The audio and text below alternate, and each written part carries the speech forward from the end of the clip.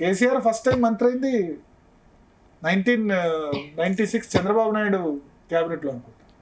పొన్నాల లక్ష్మయ్య లాంటి వాళ్ళు 1989 క్యాబినెట్లో షబ్బీర్ అలీ, పొన్నాల లక్ష్మయ్య ఉన్నారు. సో ఈవెన్ జానారెడ్డి వాళ్ళు కూడా 85 క్యాబినెట్లో మంత్రిగా ఉన్నట్టున్నారేమో 85 తర్వాత.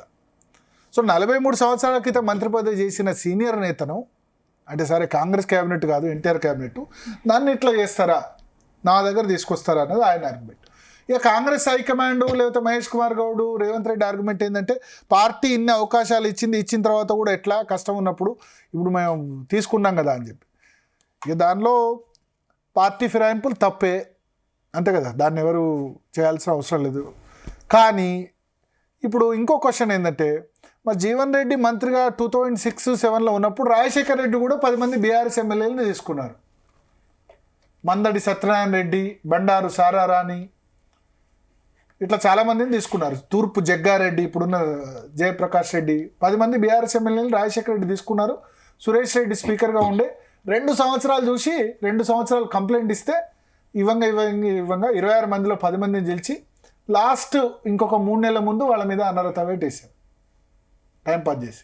సో అప్పుడు జీవన్ రెడ్డి కామ్ ఎందుకున్నారు. 10 మంది పార్టీ అనర్హత సంబంధించి ఇట్లా పార్టీ ఫిరాయింపులకు సంబంధించి జీవన్ రెడ్డి వ్యతిరేకమైతే ఆయన మంత్రివర్గంలో ఉండగానే రాజశేఖర రెడ్డి 10 మందిని వాళ్ళకు వ్యతిరేక గ్రూపును తయారు చేసి కేసీఆర్ కట్ చేసినప్పుడు అప్పుడు ఎందుకు కామ్గా ఉన్నారనేది వీళ్ళ ఆర్గ్యుమెంట్.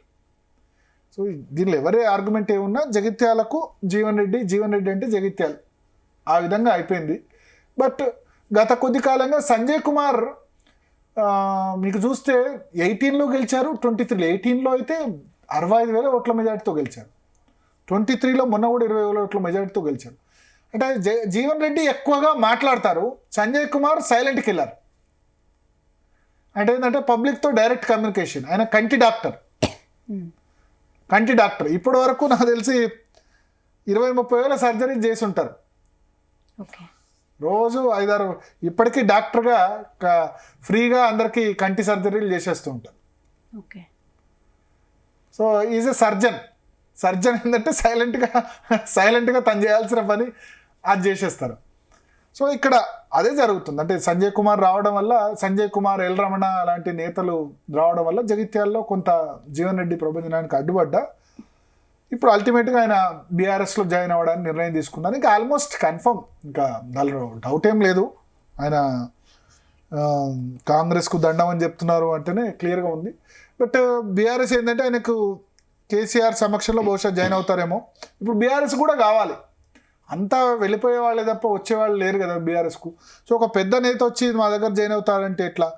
ఒక మన మాట అయితే వస్తుంది. అంటే ఆయన చెప్పారు పీసీసీ చీఫ్ ఇస్తాం నాకని రాయబారం వచ్చింది అని జీవన్ రెడ్డి చెప్పారు. మీనాక్షి నటరాజన్ ఇంటికి వస్తా అని చెప్పిందని చెప్పారు. ఇంటికి వస్తా అంటే వద్దని చెప్పా. పీసీసీ చీఫ్ ఇస్తాం, మంత్రి పదవి ఇస్తామని కూడా హామీ ఇచ్చారు. కాంగ్రెస్ రాయబారం పంపిందని చెప్తున్నారు. పీసీసీ చీఫ్ ఎట్లా ఇస్తారు? నేను తూర్పు జగ్గారెడ్డిని మంత్రి పదవి చేయాలంటే బీసీ సంఘాలు ఆందోళన చేశారు. రెడ్డి చీఫ్ మినిస్టర్ ఉన్నారు రేవంత్ రెడ్డి, మళ్ళీ రెడ్డికి పీసీసీ చీఫ్ ఎట్లా ఇస్తారు? సాధ్యం కాదు. సో అట్లా జరిగింది ఇష్యూ. అయితే మొత్తానికి ఇప్పుడు ఆయన అయితే క్లియర్గా చెప్పారు పీసీసీ చీఫ్ మంత్రి పదవి ఇస్తామన్నా నేను పోలేదు, కాంగ్రెస్ మీనాక్షి నటరాజన్ ఇంటికి వస్తా అన్న వద్దని చెప్పాను, నేనైతే డిసైడ్ అయిపోయానని చెప్పారు. బీఆర్ఎస్లో జనరల్ సెక్రటరీని తిప్పి రాస్తే సెక్రటరీ జనరల్. బీఆర్ఎస్లో ఎవరికి ఏ పదవి ఉన్నా అల్టిమేట్గా కేసీఆర్ నిర్ణయం, అంతే కదా. జనరల్ సెక్రటరీని తిప్పితే సెక్రటరీ జనరల్. కేశవరావు సెక్రటరీ జనరల్గా ఉండే. సెక్రటరీ జనరల్ నా ఉద్దేశంలో బీఆర్ఎస్లో 6,000 లాంటిది. 5,000 ఉంటా 6,000 పనే ఉంటుంది, ఏముండదు. పేరుకే సెక్రటరీ జనరల్, కానీ అన్నీ చేసేది KCR, working president KTR.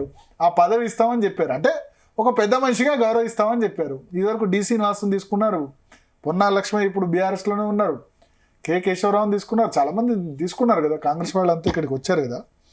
So ఒక టాక్ ఏంటంటే చిన్న కోడలు చరిష్మా రెడ్డికి నెక్స్ట్ జగిత్యాల టికెట్ ఇస్తాం, ఎందుకంటే ఆయన 75 years ఓల్డ్ కాబట్టి అని ఒక టాక్ అయితే వినిపిస్తుంది. మళ్ళీ లేకపోతే జీవన్ రెడ్డి కంటెక్ట్ చేయవచ్చు, అంతే కదా. Jeevan Reddy is a fighter కాబట్టి ఆయనే మళ్ళీ పోటీ చేయొచ్చు కూడా. 80 నెక్స్ట్ ఎలక్షన్ వరకు ఆయనకి 78 years వస్తాయేమో. But is a strong, is a fighter. ఎప్పుడు ప్రజల్లో ఉంటారు, జగిత్యాల్లోనే ఉంటారు. ఒకటి మాత్రం చెప్పొచ్చు అంటే జీవన్ రెడ్డి గురించి, అంటే ఇప్పుడు రాజకీయాల్లోకి ఇవాళ రేపు వచ్చిన పాలిటిక్స్లోకి వచ్చిన వాళ్ళు 100 కోట్లు సంపాదిస్తున్నారు. బట్ జీవన్ రెడ్డి హైదరాబాద్లో ఇల్లు కూడా బంజారాహిల్స్లో, జూబ్లీహిల్స్ లేదు, బేగంపేటలో ఎక్కడో ఉంది కావచ్చు, అని కోట్ల రూపాయలు అయితే విలువ చేసుకోలేదు. ప్లస్ వారసుల్ని కూడా 77 సంవత్సరాలు అంటే ఈ పార్టీ కొడుకో వాళ్ళు పాలిటిక్స్లోకి రావాలి, వాళ్ళ కోడలు పాలిటిక్స్లో ఉన్నట్టుంది. అంటే ఒకసారి మున్సిపల్ చైర్మన్గానో ఏదో చేసినట్టున్నారు. అంత యాక్టివ్గా మిగతా వాళ్ళు చేసుకున్నంత కొడుకుల్ని లేకపోతే కోడల్ని చేసుకోలేదు ఆయన. ఎందుకంటే ఆయనే ఉన్నారు, ఇంకా సెకండ్ పర్సన్ అంటూ లేరు జగిత్యాల్లో, నేను ఇంతకుముందు చెప్పినట్టు. సో అటువంటి సిచ్యువేషన్ ఉంది. ఇక రేపో మాపో 25-26 తర్వాత బీఆర్ఎస్లో జాయిన్ అవుతారు, దానిలో డౌట్ ఏం లేదు. బీజేపీ నుంచి ఎంత ప్రయత్నం చేసినా మైండ్ ఈజ్ ఆల్రెడీ మైండ్లో ఫిక్స్ అయ్యారు, మైండ్లో ఫిక్స్ అయ్యి బ్లైండ్గా వెళ్తున్నారు. సో మనం కూడా చెప్పాల్సింది ఏంటంటే yes, all the best Jeevan Reddy. అంటే కరీంనగర్ పాలిటిక్స్ అయినా రాష్ట్ర పాలిటిక్స్ అయినా జీవన్ రెడ్డి చుట్టూ చాలా తిరిగిన రోజులు కూడా ఉన్నాయి. కేసీఆర్ మీద 2 సార్లు పోటీ చేసి ఓడిపోయి ఇప్పుడు కేసీఆర్ పార్టీలోనే జాయిన్ అయ్యే సిచ్యువేషన్ వస్తుంది. ఒకళ్ళనొకళ్ళు చాలా తిట్టుకున్న సందర్భం ఉంది, ఒకళ్ళనొకళ్ళు గౌరవించుకున్న సందర్భం కూడా ఉంది ఇప్పటికి. కానీ కేటీఆర్ అయినా కవిత అయినా అంకుల్, జీవన్ రెడ్డి అంకుల్ అనే అంటారు ఇప్పటికీ. ఒక దశలో కవిత కూడా జగిత్యాల్లో పోటీ చేయాలని అనుకుంది,